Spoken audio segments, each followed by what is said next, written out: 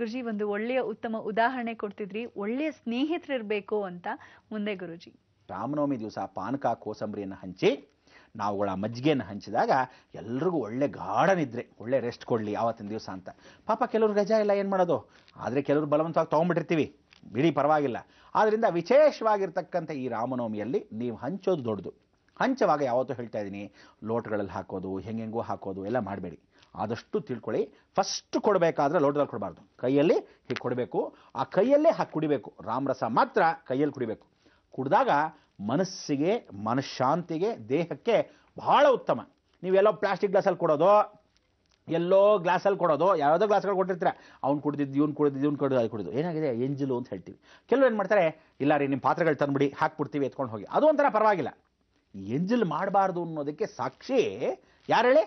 ನಾನು ಜ್ಞಾಪಿಸ್ಕೊಂಡಿದ್ದೀನಿ, ನೀವು ಜ್ಞಾಪಿಸ್ಕೊಂತ ಇರಿ. ಯಾರು ಅಂದರೆ ಈಗ ತಾನೇ ಹೇಳ್ತಾ ಇದ್ದೀನಿ, ಶಬರಿ. ಆ ಶಬರಿ ನಿಜವಾಗ್ಲೂ ರಾಮಚಂದ್ರನಿಗೋಸ್ಕರ ಎಷ್ಟು ತಪಸ್ಸಿದ್ದಾಳೆ, ಎಷ್ಟು ಪರಿತಪಿಸಿದ್ದಾಳೆ, ಕಾಯ್ತಾ ಇದ್ದಾಳೆ. ಕಾದು ಕಾದು ರಾಮ ಇವಾಗ ಬರ್ತಾನೆ, ರಾಮ ಆವಾಗ ಬರ್ತಾನೆ ಅಂತೆಲ್ಲ ಕಾದ್ಲು. ಯಾತಕ್ಕೆ ಕಾದ್ಲು? ಆ ಶಬರಿ ಇನ್ಯಾರೂ ಅಲ್ಲ, ನಾವುಗಳು ಏನು ಜೀವನಾ ಪರ್ಯಂತ ನಾವು ನೋಡ್ಕೊಂಡು ಬರ್ತೀವಿ ಒಂದೊಂದು ಅವತಾರದಲ್ಲಿ. ಅದು ಯಾರು ಅಂದರೆ ಯಶೋಧ ಆಗಿರ್ತಾಳೆ ಮುಂದಿನ ಜನ್ಮದಲ್ಲಿ. ಮುಂದಿನ ಜನ್ಮ ಯಶೋಧ ಆಗಿರ್ತಕ್ಕಂಥವಳು ಶ್ರೀನಿವಾಸನಲ್ಲಿ ಬಕುಳಾಂಬದೇವಿ, ಈ ಜನ್ಮದಲ್ಲಿ ಶಬರಿ. ಇವಳು ಮೊದಲೇನಾಗಿದ್ಲು? ಸುಬ್ರಹ್ಮಣ್ಯನಿಗೆ ಅವ್ವಯ್ಯಾರ್. ಆ ಅವ್ವಯ್ಯಾರೇನೇ ಈ ಶಬರಿ. ಅದಕ್ಕೋಸ್ಕರ ಇವತ್ತು ಆ ಶಬರಿಗಿರಿ ವಾಸನ ಆಗಿರತಕ್ಕಂಥ ಆ ಒಂದು ಷಣ್ಮುಗನ ಅನುಗ್ರಹ ಶಬರಿ ಅಂತ ಯಾಕೆ ಹೆಸರು ಬಂತು ಅಂದರೆ, ಶಬರಿಗಿರಿ ಒಂದು ದೊಡ್ಡ ಬೆಟ್ಟ. ಆ ಶಬರಿಗಿರಿಯಲ್ಲಿ ವಯಸ್ಸಾದ ಮುದು ಬೆಟ್ಟ ಅಂದರೆ ಪ್ರಥಮ ಪೂರ್ವಕವಾಗಿ ಸಮುದ್ರ ಮಥನ ಮಾಡುವಾಗ ಮೇರು ಪರ್ವತ, ಇಡೀ ಜಗತ್ತಲ್ಲಿ ಯಾವ ಬೆಟ್ಟಗಳು ಇರಲಿಲ್ವಂತೆ. ಭೂಮಿಯಲ್ಲಿ ಸೃಷ್ಟಿ ಮಾಡಿದಾಗ ಬೆಟ್ಟಗಳು, ಪರ್ವತರಾಜರು ಯಾರೂ ಇರಲಿಲ್ಲ. ಆಗ ಪರ್ವತರಾಜ ಸ್ವತಃ ಏನು ಮಾಡಿದರೆ, ಈ ಒಂದು ದೊಡ್ಡ ಗಿರಿ, ಬಹಳ ವಿಶೇಷವಾಗಿರ್ತಕ್ಕಂಥ ಗಿರಿ. ನೀವೀಗ ಏನು ಹೇಳ್ತೀರಾ, ಮೌಂಟ್ ಎವರೆಸ್ಟ್ ಭಾಳ ದೊಡ್ಡದು, ಎವರೆಸ್ಟ್ ದೊಡ್ಡದು, ಹಿಮಾಲಯ ದೊಡ್ಡದು, ಹಾಗೆ ಈಗ ಕತೆ ಬಿಡ್ತೀರಾ. ಜಗತ್ತಲ್ಲಿ ದೊಡ್ಡದಾಗಿರ್ತಿದ್ದು ಆಗ ಒಂದೇ ಒಂದು ಮೇರು ಪರ್ವತ.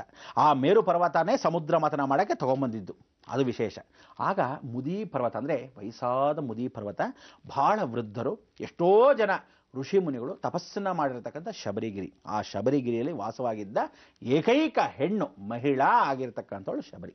ಇವಳು ಯಾಕೆ ಇಷ್ಟು ವರ್ಷ ಕಾದ್ಲು ರಾಮಚಂದ್ರನಿಗೆ ಅಂದರೆ, ಹೋದ ಜನ್ಮದ ಕರ್ಮಾನುಸಾರವಾಗಿ ಕಾಯ್ತಾ ಬಂದ್ಲು. ಎಲ್ಲಿ ಕಾದಿದ್ಲು ಅಂದರೆ, ಇವಳಿನ್ಯಾರೂ ಅಲ್ಲ, ಸಾಕ್ಷಾತ್ ಹಿರಣ್ಯಕಶಿಪು ಆಗಿರ್ತಕ್ಕಂಥ ಹೆಂಡತಿ ಅವಳೇ ಕಯಾದು.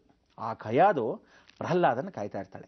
ಪ್ರಹ್ಲಾದನ ವಿಷ ಎಲ್ಲ ಕುಡಿಸಿ ಮಾಡಿ ಬಲವಂತಕ್ಕೆ ಕುಡಿಸ್ಬೇಕು ಅಂತ ಹೇಳಿ ಬಹಳ ತಪಸ್ಸಿರ್ತಾಳೆ. ಅವಳು ಕೇಳ್ಕೊಂಡಿರ್ತಾಳೆ, ನನಗೆ ಎಲ್ಲ ಚಂದ, ಆದರೆ ಮಕ್ಕಳನ್ನ ಆಡ್ಸೋಕ್ಕೆ ತುಂಬ ಇಷ್ಟ, ಆದರೆ ಕಾಯಬೇಕು, ನನಗೆ ಒಳ್ಳೆ ವಿಶೇಷವಾಗಿರ್ತಕ್ಕಂಥ ಭಕ್ತ ದೈವಾನುಗ್ರಹ ಬೇಕು. ನಾರಾಯಣ, ನೀನು ನನ್ನ ಮಗನ ತಗೊಂಡೆ, ಒಳ್ಳೆ ಸಂತೋಷ, ನಮ್ಮ ಯಜಮಾನರು ತಗೊಂಡೆ, ಒಳ್ಳೆ ಸಂತೋಷ, ಆದರೆ ಜೀವಮಾನದಲ್ಲಿ ನೀನೇ ನನಗೆ ಹೊಸದಾಗಿ ಒಂದು ಮಗು ಹುಟ್ಟಿದ್ರೆ ಎಷ್ಟು ಚೆನ್ನಾಗಿರುತ್ತೆ. ಆದರೂ ನೀನಂತೂ ಮಗನಾಗಿ ಹುಟ್ಟಕ್ಕೆ ಸಾಧ್ಯ ಇಲ್ಲ, ಆದರೆ ನಾನು ಯಾವತ್ತಿದ್ರೂ ನಿನ್ನ ಸೇವೆಯಲ್ಲಿ ಇರ್ತೀನಪ್ಪ ಅಂತ ಕೈಯಾದು ಒಂದ್ಸಲಿ ಗುಪ್ತವಾಗಿ ಕೇಳ್ಕೊತಿರ್ತಾಳೆ. ಇದನ್ನು ನಾರದ ಮಹಾಮುನಿಗಳು ನೋಡಿ ಅದನ್ನೇ ವಿಶೇಷವಾಗಿ ಪರಮೇಶ್ವರನ ಕೃಪಾಕಟಾಕ್ಷದಲ್ಲಿ ಕೈಲಾಸದಲ್ಲೇ ನಾರಾಯಣನಿಗೆ ಹೇಳ್ತಾಳೆ.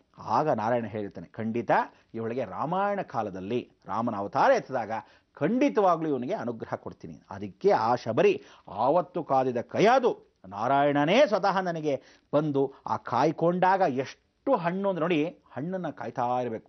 ಪಪಾಯ ಕಾಯ್ತಾ ಇರ್ತೀವಿ, ಆ ಪಪಾಯ ಭಾಳ ಹಣ್ಣು. ಈಗೆಲ್ಲ ಭಾಳ ಫಾಸ್ಟ್ ಫುಡ್ ಬಂದುಬಿಟ್ಟಿದೆ ಬಿಡಿ, ಬೇಗ ಬೇಗ ಬೇಗ ಬೇಗ ಬ್ರೀಡಿಂಗ್ ಮಾಡಿಬಿಡೋದು, ಎಲ್ಲ ನಾಟಿ ಅಲ್ಲ, ಎಲ್ಲ ಅದು ಇದು ಬೆರಕೆ ಆಗಿಬಿಟ್ರೆ ಕೆಮಿಕಲ್ಸು. ನಿಜವಾದ ನಾಟಿ ಅಂದರೆ ಕಾಯಬೇಕು. ಅಯ್ಯೋ ಈಗ ಬಿಡುತ್ತಾ, ಈಗ ದೊಡ್ಡದಾಗತ್ತೆ ಹಣ್ಣು, ಇದು ಹಣ್ಣಾದರೆ ಎಷ್ಟು ಚೆನ್ನಾಗಿರುತ್ತೆ, ಕಾದರೆ ರುಚಿ ಜಾಸ್ತಿ. ಅದಕ್ಕೆ ಅವಳು ಕಾದು ಅಷ್ಟು ಪರಿತಪಿಸಿರ್ತಕ್ಕಂಥ ಜೀವನದಲ್ಲಿ ರಾಮ ಬಂದ ತಕ್ಷಣ ಅವಳು ಏನೂ ಯೋಚನೆ ಮಾಡಿಲ್ಲ, ಹಣ್ಣುಗಳನ್ನ ಎತ್ತಿ ಇಟ್ಕೊಂಡಿದ್ದಲ್ಲ ಅದನ್ನೆಲ್ಲ ಒಂದೊಂದಾಗಿ ಹಚ್ಚಿ ಹಚ್ಚಿ ಚೆನ್ನಾಗಿಲ್ಲ ತಗೋ ಅಂತ ಒಂದೊಂದಾಗಿ ಕೊಡೋಳು. ಎಷ್ಟು ಬುದ್ಧಿ ಅಂದರೆ ಎಲ್ಲ ಕಪಿಶ್ರೇಷ್ಠಗಳು ಹಾಗೇನೆ ನೋಡಿ, ಕಪಿ ಬುದ್ಧಿ ಅಂತೀವಿ, ಮನುಷ್ಯನೂ ಹಾಗೇನೆ.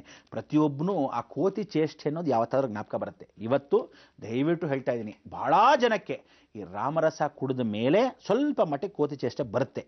ಮನೇಲಿ ಕೂತ್ಕೊಂಡು ಸುಮ್ಮನೆ ನೀವು ಗಂಡ ಹೆಂಡತಿ ಮಕ್ಕಳೆಲ್ಲ ಇರ್ತೀರ ಅಂತ ಹೇಳಿ, ನಿಮ್ಮ ಯಜಮಾನರು ಭಾಳ ಸೀರಿಯಸ್ಸು, ಏನೋ ಸಡನ್ನಾಗಿ ಇದ್ದಕ್ಕಿದ್ದಂಗೆ ಯಾಕೆ ರೀ ಕೋತಿ ಥರ ಆಡ್ತಿದ್ದೀರಾ ಅಂತ ಹೆಂಡತಿ ಹೇಳ್ತಾಳೆ, ಬಾಯಿ ಮಾತಿಗೆ ಹೇಳ್ತಾಳೆ. ಯಾತಕ್ಕೋ ಒಂದ್ಸಲಿ ಆ ಅಪ್ಪನಿಗೆ ಒಂದು ಸ್ವಲ್ಪ ಸಿಕ್ಸ್ ಸೆನ್ಸು ಅಥವಾ ಭ್ರಮೆ ಆಗಿಬಿಡುತ್ತೆ, ಅಥವಾ ಯಾವುದೋ ಒಂದು ಮತಿ ಭ್ರಮಣೆ ಆಗಿರುತ್ತೆ. ಆ ಸಮಯ ಕರೆಕ್ಟಾಗಿ ನೋಡಿ, ಗೊತ್ತೇ ಇಲ್ಲದೆ ಆ ಮನುಷ್ಯನಿಗೆ ಏನೋ ಒಂದು ಕೋತಿ ಚೇಷ್ಟೆ, ಏನು ಇಷ್ಟು ಸೀರಿಯಸ್ ಮನುಷ್ಯ ಈ ಥರ ಎಲ್ಲ ಆಡ್ತಾನೆ.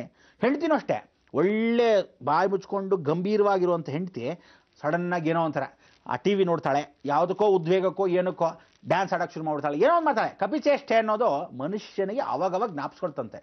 ಜ್ಞಾಪಿಸಿದ್ರೂ ಸಹ ನೀವುಗಳಂತೂ 24 ಗಂಟೆ ಮನುಷ್ಯರಾಗ್ಬಿಟ್ಟಿದ್ದೀವಿ ಎಷ್ಟು ಗೊತ್ತೇ ಹೊರತು ಕಪಿಗಳಾಗಿದ್ವಿ ಅನ್ನೋ ಜ್ಞಾಪಕ ಇಲ್ಲ. ಅದಕ್ಕೆ ಹೇಳ್ತಾ ಇದ್ದೀನಿ, ರಾಮನಾಮ ಚಂದವು ಅಂತ ಹೇಳಿ ಇವತ್ತು ರಾಮನವಮಿಗೆ ಆಂಜನೇಯನ ಸ್ಮರಣೆ ಮಾಡ್ಕೊಳ್ಳೋದೇ ಪ್ರಯೋಜನ ಇಲ್ಲ. ನಿಮ್ಮೆಲ್ಲರ ಹಳೆ ಜನ್ಮಗಳನ್ನ ಜ್ಞಾಪಕ ಇಟ್ಕೊಳ್ಳಿ. ನಾವೆಲ್ಲರೂ ರಾಮರಾಜ್ಯದಲ್ಲಿ ಇದ್ದಾಗ ಅಷ್ಟೂ ಜನ ಕಪಿಗಳಾಗಿರ್ತಕ್ಕಂಥ 47,000 ಕೋಟಿ ಕಪಿಗಳು ಏನಿದ್ದಾರೆ ಅಷ್ಟೂ ವಿಶೇಷವಾಗಿರ್ತಕ್ಕಂಥ ನಾವುಗಳೆಲ್ಲ ಅಷ್ಟೆಷ್ಟು ಕಪಿಗಳಾಗಿದ್ವಿ. ಮತ್ತೆ ಪುನರ್ಜನ್ಮ ಆಗಿದೆ, ಯಾವುದೋ ಒಂದು ಅಳಿಲ್ ಸೇವೆ ಮಾಡಿರ್ತೀವಿ, ಯಾವುದೋ ಒಂದು ಜಾಮೂತನಾಗಿರ್ತೀವಿ, ಯಾರೋ ಒಂದು ವಿಶೇಷವಾಗಿರ್ತೀವಿ. ಇದೆಲ್ಲ ಪುನರ್ಜನ್ಮಗಳು. ಆದ್ದರಿಂದ ರಾಮನ ಹೆಸರಲ್ಲಿ ಇವತ್ತಿಗೂ ಎಲ್ಲರೂ ಒಳ್ಳೆತನ ಮಾಡಿ. ಆದರೆ ಹೇಳ್ತಾ ಇದ್ದೀನಿ, ರಾಮನ ಹೆಸರಲ್ಲಿ ಯಾವ ಕಾಲಕ್ಕೂ ಜಾತಿ ಮತ ಭೇದ ಕಲಹಗಳನ್ನು ಮಾಡಬಾರ್ದು. ಈ ಒಂದು ಜೀವನ ಇಟ್ಕೊಂಡು ಯಾವ ಕಾಲಕ್ಕೂ ನೀವು ನಿಜವಾದ ರಾಮ ಭಕ್ತರಾಗಿದ್ದರೆ ರಾಮನ್ ಥರ ಇರೋದು ಕಲ್ತ್ಕೊಳ್ಳಿ. ಎಲ್ರಿಗೂ ಸುಖ ಸಂತೋಷ, ನಮ್ಮ ಭಾರತ ದೇಶ ಇರೋದು ಎಲ್ರಿಗೂ ಸುಖ ಸಂತೋಷ. ಅದೇ ರೀತಿಯಾಗಿ ಧೈರ್ಯ ಸಾಹಸೇ ಲಕ್ಷ್ಮಿ ಅಂತ ಧೈರ್ಯ ತಗೊಂಡು ನಮ್ಮಿಷ್ಟ, ನಮ್ಮ ರಾಜ್ಯ, ನಮ್ಮ ದೇಶ, ನಾವು ಎಲ್ಲಿ ಬೇಕಾದರೂ ರಾಮನ ಮಂದಿರ ಕಟ್ಬೋದು ಅನ್ನೋದು ದೈವ ಸಾನ್ನಿಧ್ಯ. ಅದಕ್ಕೆ ಹೇಳೋದು, ಜೀವನದಲ್ಲಿ ತಿಳ್ಕೊಳ್ಳಿ, ಎಲ್ರಿಗೂ ಗೌರವಿಸಬೇಕು, ಎಲ್ಲ ಧರ್ಮನ ಆಚರಿಸಬೇಕು. ಆದರೆ ಶಸ್ತ್ರ ಹಿಡಬೇಕಾದ್ರೆ ಶಸ್ತ್ರ ಹಿಡಿಲೇಬೇಕು. ಆದರೆ ಗೌರವವನ್ನು ಸೂಚಿಸಬೇಕಾದ್ರೆ ಎಲ್ರಿಗೂ ತಲೆ ಬಾಗಲೇಬೇಕು. ಅದಕ್ಕೆ ಜೀವನದಲ್ಲಿ ತಿಳ್ಕೊಳ್ಳಿ, ನಮ್ಮ ಭಾರತ ಸಂಸ್ಕಾರ ಏನು ಹೇಳುತ್ತೆ, ಎಲ್ಲರನ್ನೂ ಗೌರವಿಸ್ತಳಿ, ಎಲ್ಲರಿಗೂ ಒಳ್ಳೆತನ ಮಾಡಿ, ಯಾವ ಕಾಲಕ್ಕೂ ಯಾರಿಗೂ ಕೆಟ್ಟದನ್ನು ಬಯಸಬೇಡಿ. ಆಗಿಲ್ವಾ ಬಾಯಿ ಮುಚ್ಕೊಂಡು ಸುಮ್ಮನೆ ಕೂತ್ಕೊಳ್ಳಿ. ನಿಜವಾಗ್ಲೂ ರಾಮನೂ ಹಾಗೆ ಇದ್ದ. ಎಂಥ ಒಂದು ಅಪಾರವಾದ ನಂಬಿಕೆ ಇಟ್ಕೊಂಡಿದ್ದಂದರೆ ತಂದೆ ಮಾತಿಗೆ ಪಿತೃ ಪರಿಪಾಲಕ ಅಂತ. ಅವನಲ್ಲಿ ಆ ಸ್ಮರಣೆ ಮಾಡಿಕೊಂಡು ಬಂದಿರತಕ್ಕಂಥ ಎಲ್ಲ ಭಕ್ತರಲ್ಲೂ ಬಂದ್ವಿ. ಯಾರ್ಯಾರು ಶಬರಿ ಆಯಿತು, ಗುಹ ಆಯಿತು, ಎಲ್ಲರೂ ದಾಟ್ಕೊಂಡು ಬಂದ್ವಿ. ಇನ್ನು ಉಳಿದಿರ್ತಕ್ಕಂಥದ್ದಲ್ಲಿ ನಾವುಗಳು ಪಾಪಕರ್ಮಗಳ ಮಾಡಿರ್ತಕ್ಕಂಥವ್ರಿಗೆ ಮೋಕ್ಷ ಇದೆಯಾ? ಯಾರಿದ್ದಾರೆ ಮೋಕ್ಷ? ಖಂಡಿತ ಇದೆ. ಅದನ್ನು ಯಾರು ಅಂತ ತಿಳಿಸ್ಕೊಡ್ತೀನಿ.